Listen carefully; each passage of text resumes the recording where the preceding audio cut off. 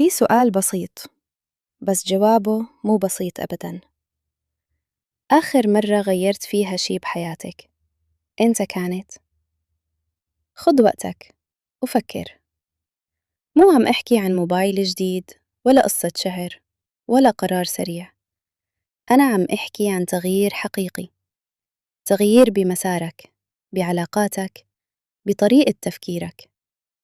إذا جوابك كان من زمان أو يمكن حتى ما تذكرت، خليني أحكي لك شي يمكن ما حدا قالوا لك بهالوضوح. مو لأنك كسلان ومو لأنك ما عندك طموح، بالعكس، غالباً أنت إنسان طبيعي جداً، بس أنت مرتاح، وهاي هي المشكلة. خلينا نكون صريحين، منطقة الراحة ما إلها علاقة بالسعادة. أنت ممكن تكون مو سعيد ومو مرتاح نفسياً، ومع هيك تضل بمكانك. ليش؟ لأنك متعود، تعرف يومك كيف رح يمشي، تعرف مين رح تحكي معه، تعرف شو رح يصير. وهذا الشعور الدماغ بيترجمه على إنه أمان. بس خليني أكون واضح معك، في فرق كبير بين الأمان وبين الركود. الركود شكله هادي، ما فيه دراما، ما فيه مشاكل كبيرة، بس فيه شي أخطر، ما فيه تقدم. خليني أسألك سؤال تاني أصعب شوي. هل الحياة اللي عايشها اليوم هي نفسها اللي كنتي بتتخيلها قبل كم سنة؟ إذا جوابك لا، ليش لسه بنفس المكان؟ هون بيجي الجزء اللي الناس ما بتحب تسمعه. منطقة الراحة بتحميك، بس مو من الفشل، بتحميك من مواجهة نفسك. لما تضل بنفس المكان ما بتحتاج تسأل حالك شو عملت بوقتي؟ شو أنجزت؟ هل أنا فعلاً عم أتقدم؟ لأنك لو سألت ممكن الجواب ما يعجبك، ومو أي جواب، جواب يوجع. بس الحقيقة اللي ما في مهرب منها، الألم هذا هو بداية التغيير. كتير ناس بيقولوا أنا عندي هدف، بس خليني أكون صريح معك، الهدف لحاله ما بيغير شي. كل الناس عندها أهداف، بس مو كل الناس بتتغير. التغيير الحقيقي بيبدأ من هون، مو شو بدك توصل، بل مين لازم تصير عشان توصل. بدك تصير شخص مختلف بعاداته، بطريقة تفكيره، بقراراته اليومية، لأنه حياتك الحالية هي نتيجة الشخص اللي أنت عليه اليوم، وإذا ما تغيرت النتيجة رح تضل نفسها. في نقطة تانية يمكن هي الأصعب، التغيير بيجبرك تشوف الحقيقة، مو الصورة اللي بتحبها عن نفسك، الحقيقة، وين أنت واقف فعلاً، وشو مستواك الحقيقي. وهذا الشي مو سهل، لأنه ممكن تكتشف إنك أبعد بكتير مما كنت مفكر.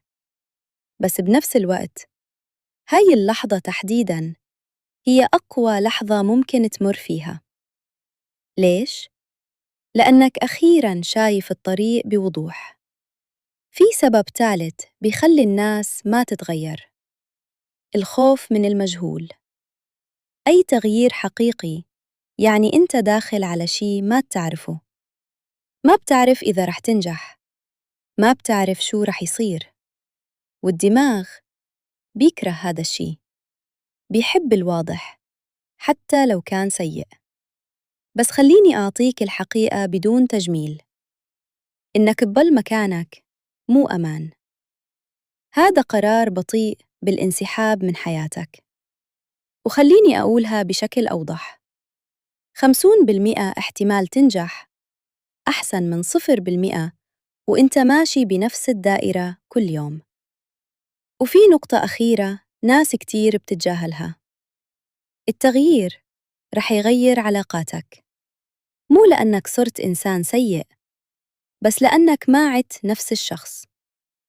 رح تحتاج ناس تفهمك، ناس عندها نفس العقلية، ناس بدها تتقدم، وفي ناس بحياتك ما رح تقدر تمشي معك بهالطريق.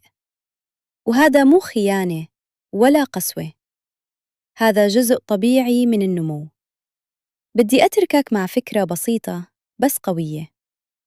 التغيير مو لحظة، مو قرار واحد. التغيير عملية بطيئة، متعبة، وأحياناً غير واضحة.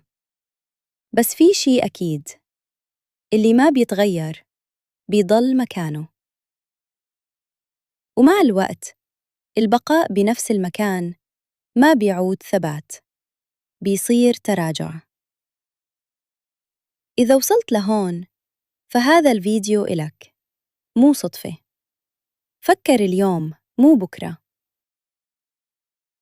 شو الشي الوحيد اللي لازم تغيره بحياتك؟ وابدأ فيه، حتى لو خطوة صغيرة.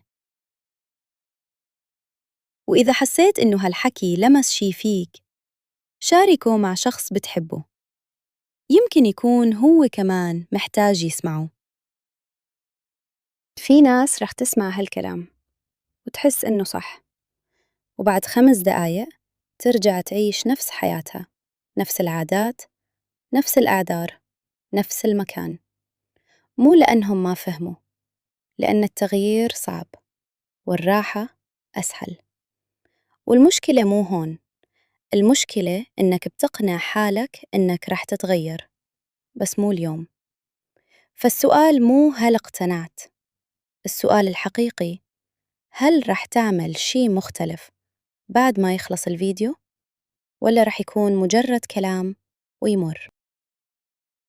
بما إنك وصلت لهون فهذا مو صدفة، في شي جواك عم يقولك إنك لازم تتغير.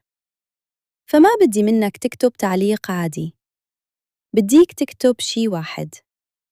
شو الشي اللي أنت عارف إنك لازم تغيره وعم تهرب منه؟ اكتبه، مو إلي، إلك أنت.